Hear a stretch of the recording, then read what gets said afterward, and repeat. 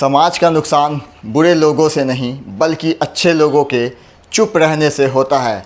और राजनीतिक विज्ञान क्या है, आज मैं सिर्फ आपको 2 से 3 मिनट के अंदर बताने की पूरी कोशिश करूंगा। आज जो जंतर मंतर के अंदर 7:30 पौने 8 बजे के बीच में जो हुआ है वो आपको समझ में आ गया। और जिस तरीके से सोनम वांगचुक जो लगातार 20वां दिन था उनके अनशन का, वो अपना शांतिपूर्वक अनशन कर रहे थे और सीजेपी के द्वारा प्रोटेस्ट जारी था। लेकिन अचानक से दिल्ली पुलिस सिविल ड्रेस में आती है और सफ़ेद चादर में लपेट के सिर्फ 1 मिनट से भी कम समय में सोनम वांगचुक को उठा करके और एम्बुलेंस से ले जाती है।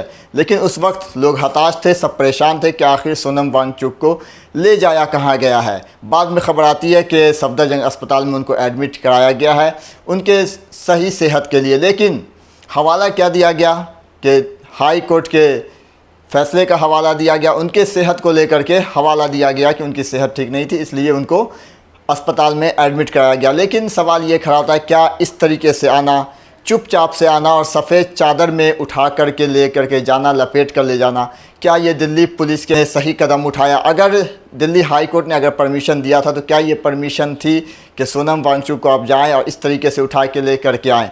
आखिर क्यों नहीं सोनम वांगचुक से बात करने के लिए? और जो सीजेपी का प्रोटेस्ट चल रहा है दिल्ली के अंदर जंतर मंतर पे, वो सिर्फ इसलिए चल रहा है कि जो धर्मेंद्र प्रधान शिक्षा मंत्री हैं वो इस्तीफ़ा दें। सरकार क्यों नहीं इससे पहले उनसे बात कर रही थी? क्यों नहीं सोनम वांगचुक का हड़ताल तोड़ने के लिए सरकार ने बात करी उनसे? क्यों नहीं किसी अपने लीडर्स को भेजा उनसे बात करने के लिए? लेकिन आज क्या हुआ, जब सुबह हुई तो एक अफरा तफरी मची और सोनम वांगचुक को सफ़ेद चादर में लपेट के ले जाया गया।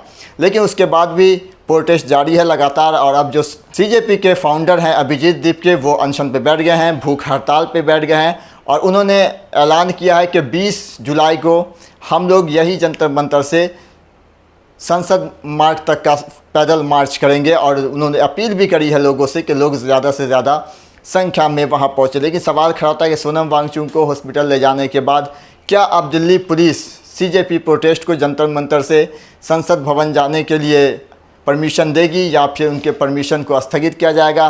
क्या इसके बाद वाकई में वो पैदल मार्च जो 20 जुलाई को होना था, क्या वो अब होगा शांतिपूर्वक या फिर आगे क्या होगा? जिस तरीके सोनम वांगचुक को आज सुबह सुबह दिल्ली पुलिस के द्वारा सफ़ेद चादर में लपेट के ले जाया गया तो बहुत सारे सवाल खड़े हुए जहां उनके लोगों की तरफ से, और बहुत सारे इल्ज़ाम भी लगाए गए दिल्ली पुलिस के ऊपर। जिस तरीके से अभिजीत दीपके ने कहा कि उनको हाउस अरेस्ट किया गया था, उनको दिल्ली पुलिस के द्वारा मारा भी गया, जब वो चिल्ला रहे थे तो उनके मुंह को दबाया गया, उनकी आवाज़ दबाने की कोशिश की गई। और भी बहुत सारे ऐसे छात्र वहाँ मौजूद थे जिनका आरोप है दिल्ली पुलिस पे कि उनके साथ मारपीट की गई और कहा गया है कि जंतर मंतर को जल्द से जल्द खाली किया जाए। अब देखना ये होगा कि आगे क्या होता है, सीजेपी आगे क्या रास्ता अपनाती है। अगर ऐसा कुछ होता है, जंतर मंतर खाली करवा दिया जाता है, सीजेपी प्रोटेस्ट को हटाया जाता है वहाँ से, तो उसके बाद अभिजीत दीपके और सीजेपी का क्या आगे कदम होगा? वहाँ जो लोग इकट्ठा हैं, और आपको बता दें आईसा के भी बहुत सारे छात्र वहाँ मौजूद हैं और उनमें से कुछ छात्र हैं जो भूख हड़ताल पे भी हैं।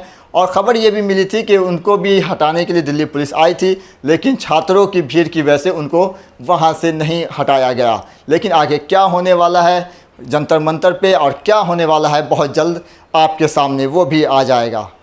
बने रहें खबरों की चाय के साथ, मिलते हैं फिर अगले वीडियो में।